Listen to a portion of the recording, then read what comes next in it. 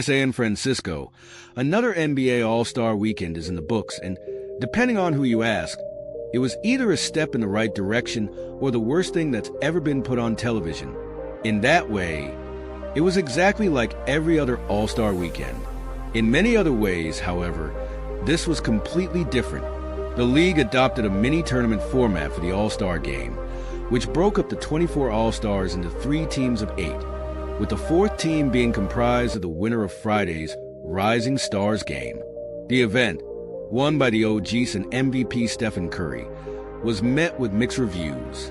While it certainly had its very high highs and very low lows, most agreed that the competition level in the actual All-Star game was much improved from recent years. Hey, it's a start. Here are some winners and losers from 2025 NBA All-Star Weekend. Winner, Mac McClung. If you're going to remember anything about this weekend 10 years from now, it's going to be Kevin Hart Mac McClung. The only 3-time NBA dunk contest champion exceeded our loftiest expectations, putting together 4 of the most creative and athletically astounding dunks we'd ever seen.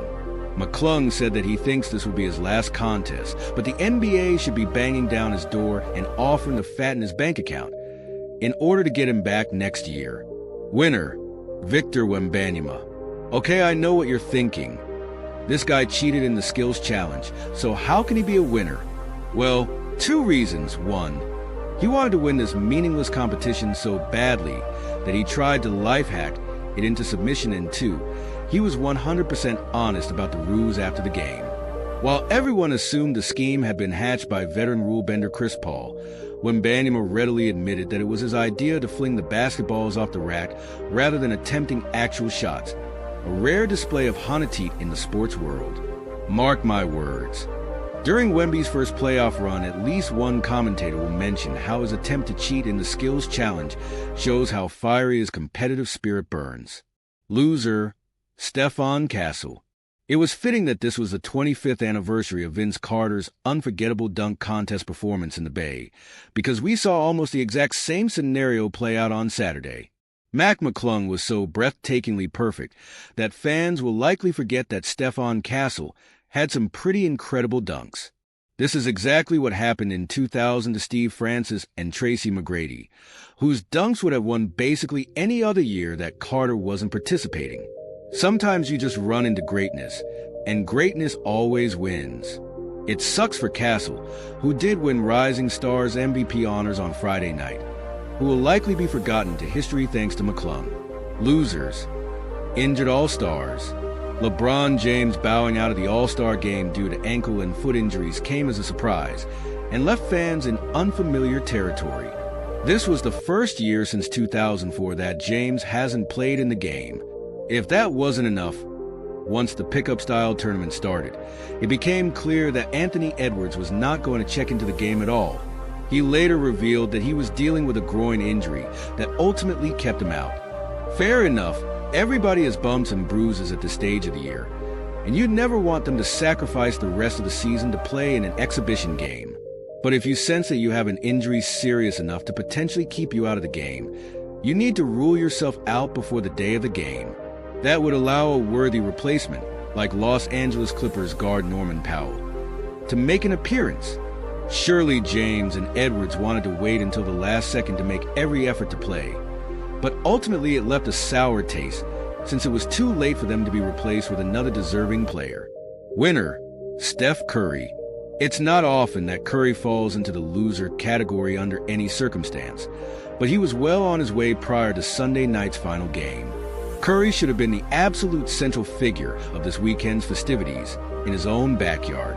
Instead, he was absent from the three-point contest, and the whole Steph vs. Sabrina sequel that was teased for a year was completely squashed. He needed a real Curry-esque performance in the championship game to salvage the weekend, and of course he delivered. After a relatively quiet first game, Curry broke out with a pull-up three-pointer from half-court that elicited the loudest cheers from what was largely a quiet crowd all weekend. He followed that up with a couple more threes, including a signature look-away stunner from the left wing. His flurry to finish things off earned him All-Star Game MVP honors for the second time in his illustrious career. The weekend may have started quietly for the Bay Area's chosen son, but it ended the only way it could. Winner, Jaren. The biggest comeback story of the weekend didn't involve any of the All-Stars. It came from a kid named Jaren, who was pitted against sharpshooter extraordinaire Damian Lillard during a seemingly bizarre competition during one of the many breaks in play Sunday night. The rules of the contest, run by social media sensation Mr. Beast, were that Jaren had to make one three-pointer from the half-court logo before Lillard could make three. If he did, he would take home $100,000. If not, the same amount would be donated to charity. Given that Lillard makes those shots like layups, it was an uphill battle for Jaren. To be sure, Jaren came close on a few attempts, but when Lillard made his second, things were looking particularly bleak. Then, out of nowhere, the youngster banked one in to take home a cool $100,000, much to the delight of the Chase Center crowd. If you enjoyed this video, please make sure to give it a like. Your support motivates us to create even better content. And if you haven't subscribed to our channel yet, don't forget to hit the subscribe button so you never miss a new video. Also, share this video with your friends so they can enjoy it too. We always look forward to your comments, so feel free to leave your feedback. Thank you.